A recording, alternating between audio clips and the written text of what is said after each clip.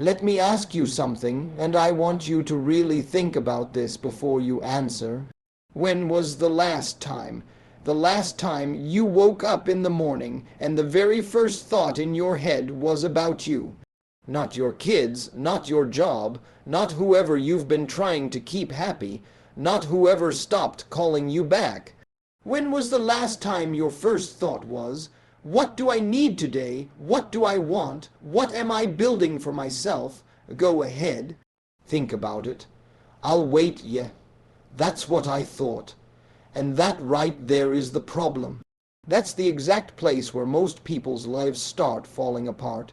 Not in some big dramatic moment, not in some massive failure, but in that quiet, consistent daily habit of putting yourself absolutely last on the list, and then wondering why you feel empty, wondering why you feel like life is passing you by, wondering why you keep giving and giving and giving and nothing ever comes back. You're exhausted and you don't even know why, because on paper you're doing everything right. You're showing up, you're being there, you're being a good person. So why does it feel like this? I'm going to tell you exactly why. And it's going to sting a little, but you need to hear it, because real talk, nobody is coming to save you. Nobody is going to ride in and finally recognize everything you've sacrificed and hand you back your sense of self. That's not how this works. The world doesn't reward sacrifice the way we were taught it would. We grew up being told that if you're good enough, patient enough, give enough, good things will come to you. And maybe some of that is true in a spiritual sense. But in the real world, in real relationships, in real careers, in real life, the people who get what they want are not the people who waited the longest. They're the people who decided they were worth going after it. And if you don't believe you're worth it, nobody else is going to believe it for you. So let's talk about that. Let's really dig into this. Because I think a lot of you watching this right now have been carrying something heavy for a long time. And you've been so focused on everybody else's weight that you've forgotten you're tired. You've forgotten that you've been dragging something. You got so used to the pain that it started to feel normal, and normal is dangerous. Normal will keep you stuck in a life you never actually chose. I want to talk to you today about putting yourself first. Now, before you shut this off, before you say, oh, this is just another selfish motivation speech, I want you to understand what I mean when I say that. Because putting yourself first doesn't mean you stop caring about people. It doesn't mean you become cold. It doesn't mean you walk out on your responsibilities. It means you finally start treating yourself with the same level of seriousness, the same level of love, the same level of intention that you pour into everyone else. That's it. That's all it is. Just balance, just basic, human, necessary balance. But let me tell you something, for a lot of people, that simple idea feels terrifying. Because somewhere along the way, somebody taught you that your needs don't matter as much, and you believed them. You internalized it. You built your whole identity around being the one who shows up, the one who stays, the one who fixes things, the one who never asks for too much. And you wore that like a badge, didn't you? I don't need much. I'm low maintenance. I just want peace. But deep down, and I mean deep down in a place you barely let yourself visit, you're starving. You are absolutely starving for someone to ask how you're doing and actually mean it. You're starving for someone to put you first for once. You're starving for a relationship, a friendship, a situation where you don't have to shrink yourself to fit. And because you've been waiting for that from other people, you've been living on empty. Here's the truth that nobody says out loud. The people who rely on everyone else to fill them up are always going to feel empty. Because other people are inconsistent. Other people are dealing with their own stuff. Other people leave, change, disappoint, and fall short. That's not me being cynical, that's just being honest. You cannot outsource your self-worth. You cannot make someone else responsible for your happiness and then be surprised when they drop it. You have to fill yourself up first. You have to be the primary investor in your own life. Everything else, every relationship, every friendship, every partnership, those are bonuses. Those are additions. They are not foundations. You are your own foundation. And I know some of you are sitting there right now thinking about a specific person. Maybe it's someone you're in a relationship with. Maybe it's someone you just got out of a relationship with. Maybe it's someone you've been trying to get back for months. And I need you to hear this. I need you to really absorb this, because this could save you years of your life. The way someone treats you is not a reflection of your worth. Say that again. The way someone treats you is not a reflection of your worth. It is a reflection of theirs, but here's the twist: the degree to which you accept bad treatment, that is on you. That tells the story of what you believe you deserve. And if you've been accepting crumbs, if you've been accepting someone who blows hot and cold, who's there when it's convenient, who shows up when they need something and disappears when you do, then somewhere in your heart you started believing that was enough for you. It's not enough. You know it's not enough. But you stayed because leaving felt like losing, because somewhere along the way we confused suffering through something with being committed to something. We confused tolerating pain with being strong. We confused holding on with being loyal. Let me clear that up right now. Strength is not staying in something that's breaking you. Strength is having the courage to say, I deserve more than this, and I'm going to go build it. That takes 10 times more courage than staying. Anybody can stay. It takes real, raw, terrifying guts to walk away from something that's comfortable even when it's killing you slowly. And I know comfortable very well. You know what comfortable is. Comfortable is that job you've been at for 6 years that you hate. You know every single person. You know every single process. You know exactly what's going to happen every Monday morning. You hate it, but you know it. And the unknown, that's scary, so you stay. And every Sunday night your stomach hurts, and you scroll through your phone trying to avoid the feeling, and you just push through another week. That's comfortable, and comfortable is a prison with a nice mattress. Comfortable in a relationship is staying with someone who doesn't see you, doesn't appreciate you, doesn't pour back into you. But you know their schedule, you know their habits. You know how they take their coffee and what makes them laugh. There's a familiarity there that feels like love, but it's not love. It's just history, and history is not a good enough reason to sacrifice your future. So what do? Where do you start? Because I know it's easy to sit here and say put yourself first, and you deserve more, but what does that actually look like in real life? What does it look like on a Tuesday morning when you're tired and overwhelmed and not sure which direction to go? It starts with a decision, not a plan, not a 5-year roadmap, a decision.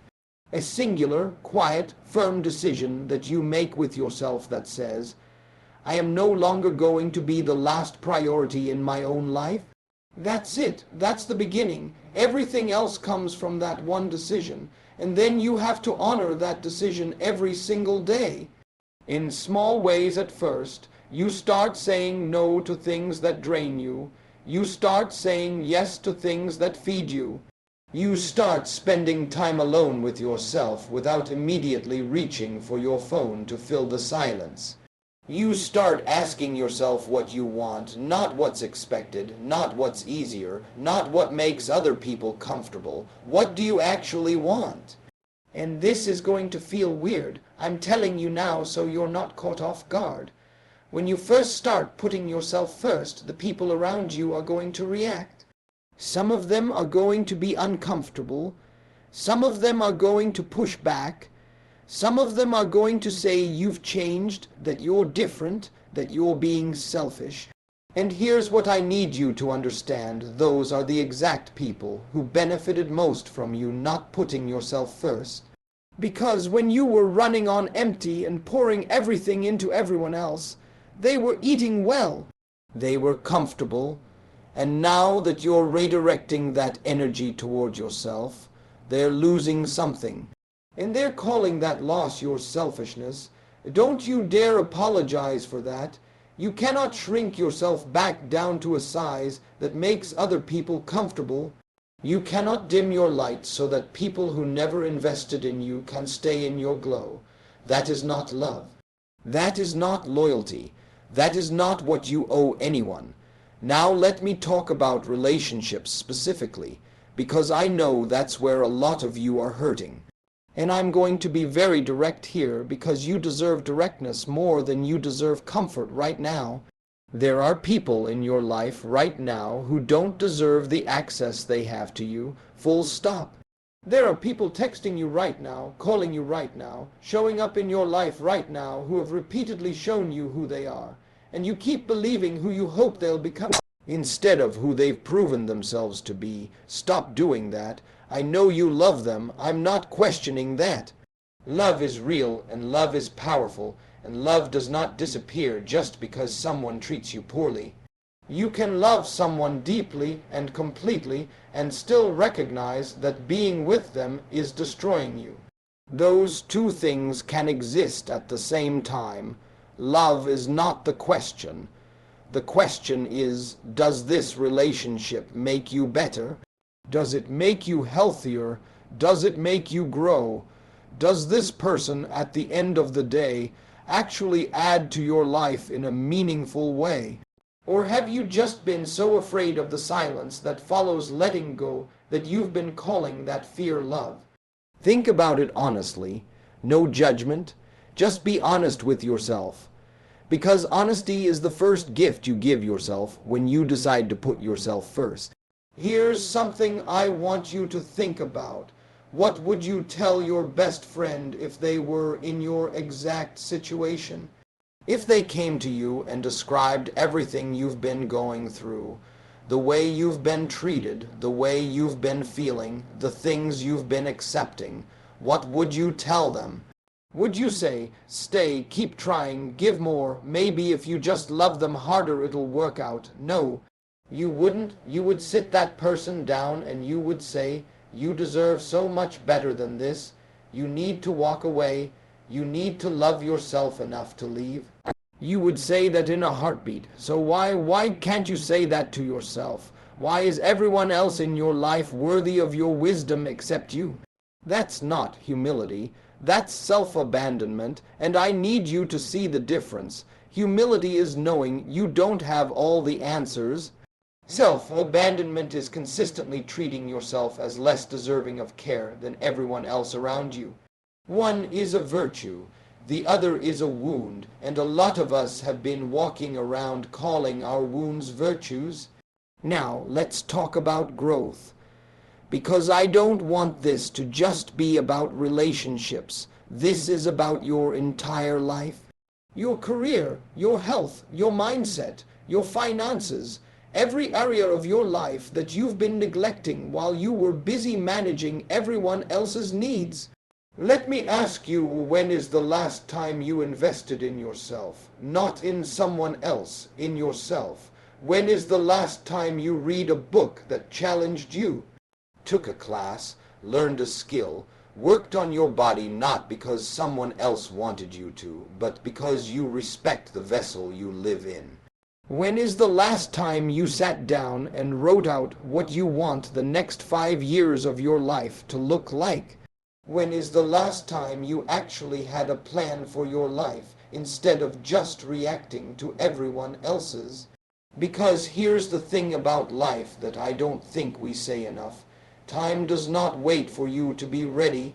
It does not pause while you figure things out. It does not slow down while you're healing, grieving, waiting, or stuck. Every single day that passes is a day you cannot get back. And I'm not saying that to scare you. I'm saying it because I think some of us need to feel the urgency of that. We need to feel it in our chest. We need to wake up. You have time, you do, but not infinite time, and the version of you that's capable of incredible things, that version exists right now. Not in 5 years when everything is perfect, not when you finally lose the weight or get the promotion or find the right relationship. Right now, the person who can change your life is the person you are today. If you decide to start showing up for yourself today. And I want to talk about what it means to truly show up for yourself, because I think there's a misconception. People here put yourself first, and they think it means bubble baths and self-care Sundays and treating yourself to something nice. And yes, rest is real and restoration is necessary, but that's not what I'm talking about here. Showing up for yourself means doing the hard things. It means having the difficult conversation with yourself that you've been avoiding. It means sitting in the discomfort of growth instead of running back to what's familiar. It means keeping promises to yourself. That one is big, keeping promises to yourself. Because here's what I've noticed. Most people are incredibly reliable for other people and completely unreliable for themselves. You will move mountains to keep your word to someone else. You'll cancel your own plans, lose your own sleep, sacrifice your own time to make sure you don't let someone down. But for yourself, you make a promise: I'm going to start working out, I'm going to eat better, I'm going to start saving money, I'm going to cut off that toxic person, I'm going to stop settling. And within a week, maybe 2, you've broken every single one. And every time you break a promise to yourself, you send yourself a message, a quiet, devastating message that says you're not worth it. Not in those words, but that's the effect. Every broken promise to yourself chips away at your own self-trust. And when you don't trust yourself, you can't fully show up for yourself. You can't fully commit to your own vision. You can't fully believe in your own future, because deep down you know your history. You know how many times you've told yourself things would be different, and then walked right back into the same patterns. So how do you break that cycle? You start small. You do not start with the massive overhaul of your entire life. You start with one promise, one small, specific, undeniable promise to yourself, and you keep it, no matter what. You wake up when you said you would. You go to that gym session you scheduled. You don't text that person you said you wouldn't text. One promise, you keep it, and then you make another one, and you keep that one too, and slowly, brick by brick, you start to rebuild your relationship with yourself. You start to trust yourself again, and when you trust yourself, everything changes, because confidence is not something someone gives you. Confidence is the direct result of doing things that scare you and surviving. Confidence is the residue of kept promises. And when you have that kind of confidence, not the fake, loud, performative kind, but the quiet, deep, I know who, I am kind, nobody can take that from you. Nobody's opinion can shake it. Nobody's rejection can shatter it. You stand in a different kind of way when you've built something real inside yourself. Let's talk about the people around you for a minute, because you cannot do this work in a vacuum. The people you allow into your close circle have enormous power over your trajectory. Enormous. We underestimate this constantly. We think we're strong enough to be around negative, draining, small-minded people and not be affected. We think we're above influence. We're not. Nobody is. We are deeply, profoundly shaped by the people we spend the most time with. So look around. Seriously, look at the 5 people you spend the most time with. Are they growing? Are they building something? Are they honest with you? Do they push you to be better? Do they celebrate your wins without jealousy? Do they tell you the truth even when it's uncomfortable? Or are they comfortable in mediocrity and quietly resenting you when you try to rise above it? Because some people in your life don't actually want you to succeed. I know that's a hard thing to accept about someone you love, but some people, not because they're evil, but because they're hurting. Some people need you to stay at their level because your growth makes them uncomfortable about their own stagnation. And they will drag you back, not always on purpose, but the weight of their energy, their negativity, their limiting beliefs, it will pull you down if you let it. You do not have to make a big announcement. You don't have to cut people off dramatically, but you do need to be intentional about proximity. Some relationships need to go from daily to weekly, some from weekly to occasional, some need to end completely. And that's okay, that is not cruelty. That is self-preservation. You are allowed to outgrow people. You are allowed to change your environment as you change yourself. In fact, you have to. You absolutely have to. Now, I want to speak to the people who are dealing with loneliness as a result of this, because it's real. When you start walking away from what's familiar, even when familiar is toxic, it can feel incredibly lonely. You're not at those same hangouts anymore. You're not in those same conversations. You've put distance between yourself and people you used to talk to every day. And there are moments, late at night especially, where the silence is really loud and you wonder if you made the right choice. You did stay the course. Loneliness in transition is not permanent. It is the price of admission to a better life. You are in the uncomfortable middle, the place between who you were and who you're becoming. It doesn't feel good here. It's supposed to feel uncomfortable. Discomfort is not a sign that you're going the wrong direction. It's a sign that you're changing, and change, real change, is never comfortable. The loneliness you feel right now is the absence of your old life. Your new life, the one you're building, the relationships that actually nourish you, the community that actually sees you, that is ahead of you. You can't reach it by going back. You can only reach it by walking forward, so walk. And while you're walking, I need you to work on something that most people ignore completely. The story you tell yourself. The narrative inside your head about who you are and what you deserve. Because here's the thing, every behavior in your life is downstream of the belief that drives it. If you believe, somewhere deep in your unconscious, that you are not worthy of real love, you will unconsciously choose partners who confirm that belief.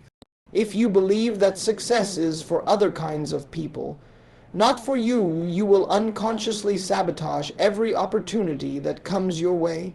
If you believe that you always have to earn your place, that love is conditional, that you have to perform in order to be valued, you will exhaust yourself trying to be enough for everyone while never feeling like enough for yourself.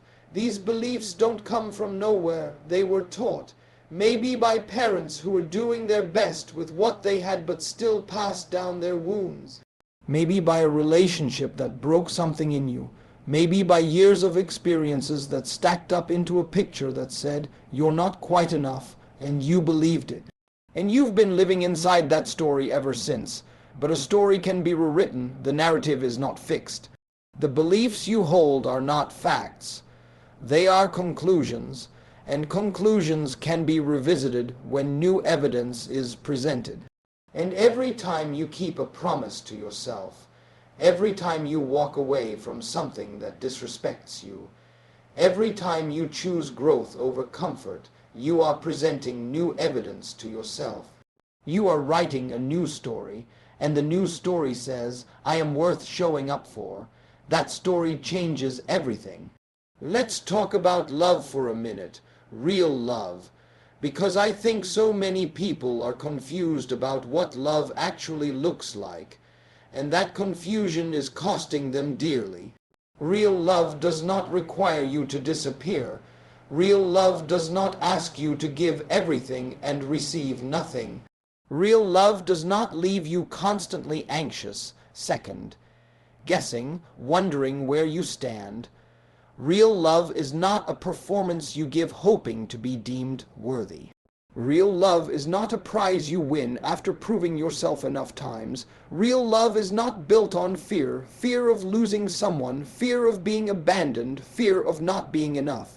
Real love is steady, it's consistent, it shows up. It doesn't play games with your emotions. It doesn't make you feel crazy for having needs. It doesn't punish you for communicating honestly. Real love is the kind where you can be fully yourself, not the curated, impressive, never too needy version of yourself, but the real, complicated, sometimes messy, fully human version of yourself. And still feel safe, still feel wanted, still feel like enough. Have you had that? Have you ever had that? Because some of you have never experienced that kind of love, not from a partner, not from your family, maybe not even from yourself. And so you've been accepting something much less than that and calling it love because it's all you've known. But just because something is familiar doesn't mean it's right for you. You deserve the kind of love that doesn't require constant maintenance and anxiety. You deserve someone who chooses you on purpose, not just when it's convenient, not just when there's nobody better available. On purpose, consistently, with full knowledge of who you are and a genuine desire to be in your life. And here's the part that some people don't want to hear. In order to attract that kind of love, you have to become the kind of person who believes they deserve it. You have to do the work internally. You have to heal the parts of you that keep accepting less, because you will always attract what you believe you're worth. Not what you hope for, what you actually believe in the quiet moments about yourself. So the work is internal. It has always been internal. The relationship you have with yourself sets the template for every other relationship in your life.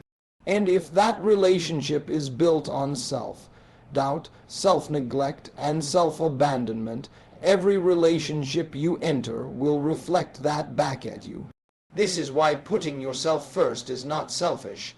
It is the most loving thing you can do for yourself and ultimately for everyone in your life. Because when you are full, when you are genuinely healthy and whole and operating from a place of abundance rather than lack, you show up differently. You love differently, you give differently, not from desperation, not from neediness, not from fear. From overflow, from genuine generosity. That is a completely different energy, and people feel it. Now I want to address something before we wrap this up. I want to talk to the people who are watching this and thinking, this sounds good, but it's too late for me. I'm too far in. I've made too many mistakes. I've wasted too much time. I'm too old. I'm too broken. I've been this way too long. I hear you, and I want you to hear me back. It is never too late to decide who you want to be. Never, the moment you are alive, the possibility of change exists. The person who is breathing right now, watching this right now, that person has not missed their window. Seasons change, people change, situations change, and the most powerful force in any human being's life is the decision to be different. Not tomorrow, not Monday, now. Some of the most extraordinary transformations you will ever witness happen in people who hit rock bottom, who lost everything, who wasted years, who hurt people and hurt themselves, who looked in the mirror one day and barely recognized the person looking back, and something inside them, something quiet and stubborn and deeply human, said, "Not anymore, from this moment, not anymore." And they meant it and they walked it. That's available to you right now, at any age, at any stage, in any circumstance. You can decide right now that the rest of your life is going to look different. Not because the circumstances magically change, but because you change, because you decide that you are worth fighting for. You decide that your dreams are worth pursuing. You decide that you are no longer willing to betray yourself in order to keep the peace. That decision is free, it costs nothing, and it is worth everything. So let me tell you what I want you to walk away from this video with. Not a plan, not a to-do list, just this: you matter, not because of what you produce, not because of what you give, not because of how well you take care of everyone else. You matter because you exist. You are a complete, full, worthy human being right now, in your imperfection, in your uncertainty, in your current chapter, whatever that chapter looks like. You do not have to earn your right to be treated with dignity and love. You do not have to prove your worth. You are worthy. The work is just in making yourself believe it.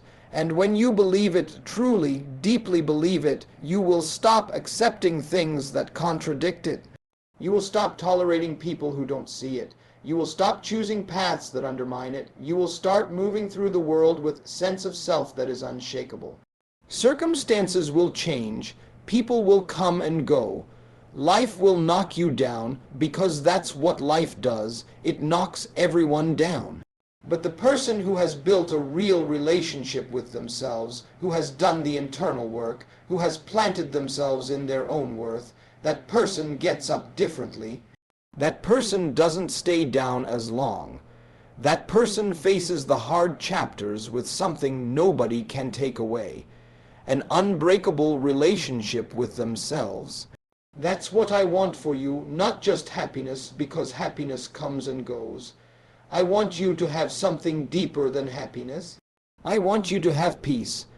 I want you to have the kind of peace that comes from knowing that no matter what happens, you have your own back. You will not abandon yourself. You will not betray yourself. You will fight for yourself the way you've been fighting for everybody else. Because here's the final thing I'm going to leave you with, and I need you to hear this loud and hear it clear. You have been a warrior for other people your entire life.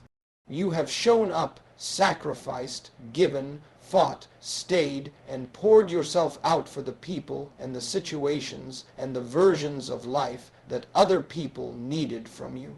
And that is beautiful. That generosity, that capacity for love, that willingness to show up, that is one of your greatest gifts. But it is time, it is long past time to turn that warrior energy on your own life, to show up for your own dreams the way you showed up for everyone else's. To fight for your own peace the way you fought to keep other people comfortable. To stay in your own lane with the same ferocity you stayed in relationships that were wrong for you. To give to yourself the way you gave to people who didn't even deserve half of what you brought. You owe it to yourself. Not to anyone else, to yourself. 2026 is not just a year. For you, right now, after everything you've been through, it is a line in the sand. Everything before this moment was the setup. The lessons, the pain, the wrong turns, the heartbreaks, the setbacks, all of it was preparation. All of it was building the person who is sitting here right now, watching this, finally ready to hear what they've needed to hear for a long time. So stand up, head up, shoulders back, and from this moment forward, you do not apologize for taking up space. You do not shrink.